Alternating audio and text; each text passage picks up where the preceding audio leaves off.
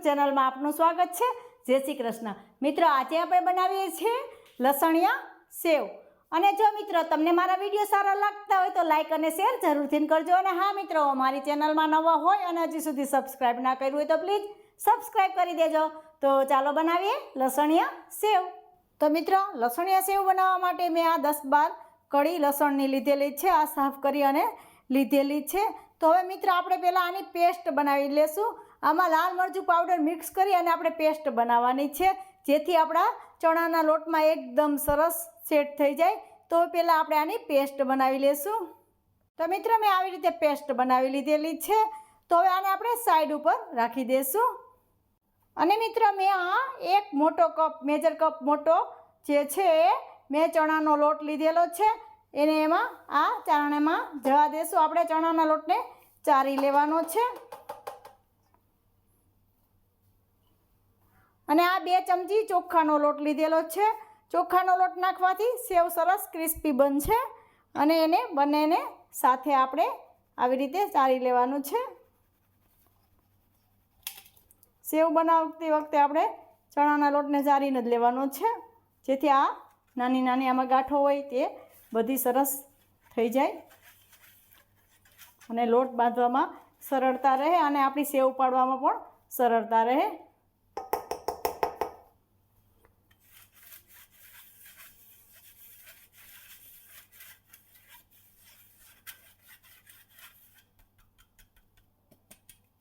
તો આવી રીતે લોટને ચારી લીધેલો છે। હવે મિત્રો, આપણે અડધી ચમચી જેટલી હળદર પાવડર નાખીશું। અને આ પેસ્ટ બનાવેલી છે એમાં થોડું પાણી નાખી અને મિક્સ કરી લેવાનું છે। તો આવી રીતે પાણી નાખી અને મિક્સ કરી લેવાનું છે।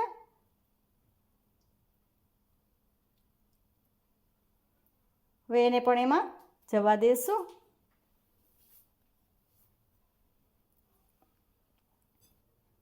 અને મિત્ર, મેં આ 2 ચમચી જેટલું ગરમ તેલ લીધેલું છે।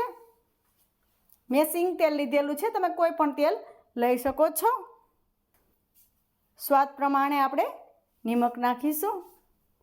નાની અડધી ચમચી મેં નિમક નાખેલું છે। અને આ અડધા લીંબુના રસને પણ એમાં જવા દેશું। અને આની જગ્યાએ ચાટ મસાલો નાખો તો પણ ચાલે, જેથી આપણી સેવ સરસ થોડીક ખાટો ટેસ્ટ આવે। અને આને સારી રીતે બધું મિક્સ કરી લેવાનું છે। અને મિત્રો, આપણે આમાં કાશ્મીરી લાલ મરચું પાવડર પણ નાખવાનું છે, પણ પહેલાં આપણે આ પેસ્ટને સારી રીતે મિક્સ કરી લેશું।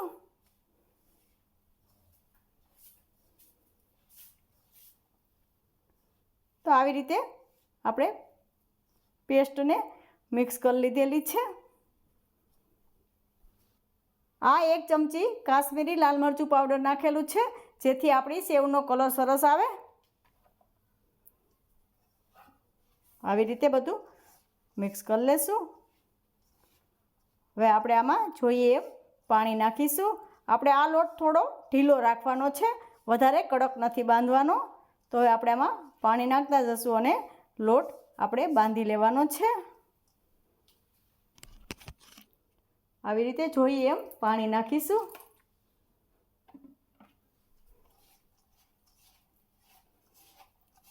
જેટલા પાણીની જરૂર પડે એટલું જ આપણે પાણી નાખવાનું છે। તો આવી રીતે આપણે લોટને બાંધી લેશું। તો મિત્રો, આવી રીતે સરસ લોટ બાંધી લેવાનો છે અને જેટલો મસળાય એટલો આપણે મસળી લેવાનો છે, જેથી આપણી સેવ સરસ એકદમ સારી બને। તો આવી રીતે હવે લોટને થોડોક હાથેથી મસળી લેશું। આવી રીતે મસળવાનો છે। તો મિત્રો, આવી રીતે સરસ મસળી લીધેલો છે। હવે આમાં આપણે થોડું તેલ નાખી અને સારી રીતે આમાં મિક્સ કરી દેવાનું છે।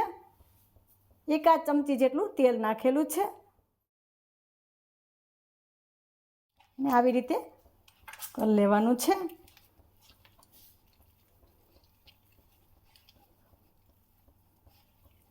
તો આપણો આ સેવ માટેનો લોટ તૈયાર છે। તો મિત્રો, આવી રીતે મેં સરસ લોટ રેડી કરી લીધેલો। હવે આને આપણે સાઈડ ઉપર રાખી દઈશું। અને મિત્રો, મેં આ સેવ પાડવાનો સંચો લીધેલો છે, એને આપણે તેલથી ગ્રીસ કરી લેવાનો છે।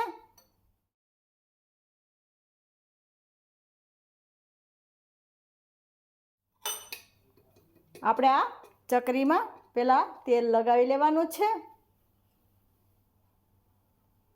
આવી રીતે બધે તેલ લગાવી અને ચકરીને એમાં જવા દઈશું. પછી આવી રીતે એને પેક કરી દેવાનું છે.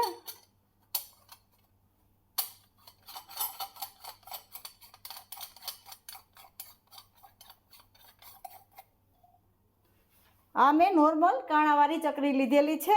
તમે વધારે ઝીણી કરવી હોય તો તમે જે આપણે ઝીણા કાણાવાળી આવે એ લેવાની છે. હવે આવી રીતે આમાં પણ તેલથી ગ્રીસ કરી લેવાનું છે.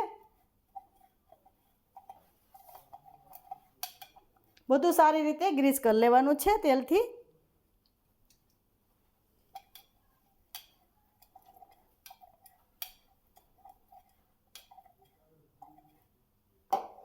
હવે આવી રીતે આમાં પણ આપણે ગ્રીસ કરી લઈશું.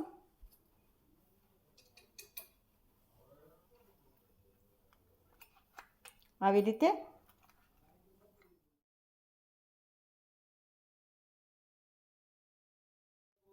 હવે આપણે આમાં લોટને ભરી લેવાનો છે.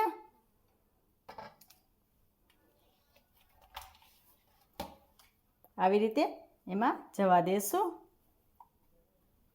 આપણે બધો લોટ આમાં આવી જશે. તો આવી રીતે આપણે આને ભરી લેવાનો છે. તો મિત્રો આપણું તેલ પણ ગરમ થઈ ગયું છે અને આ સંચો પણ મેં ભરી લીધેલો છે. પછી આપણે આવી રીતે આને સેવને પાડી લેવાની છે.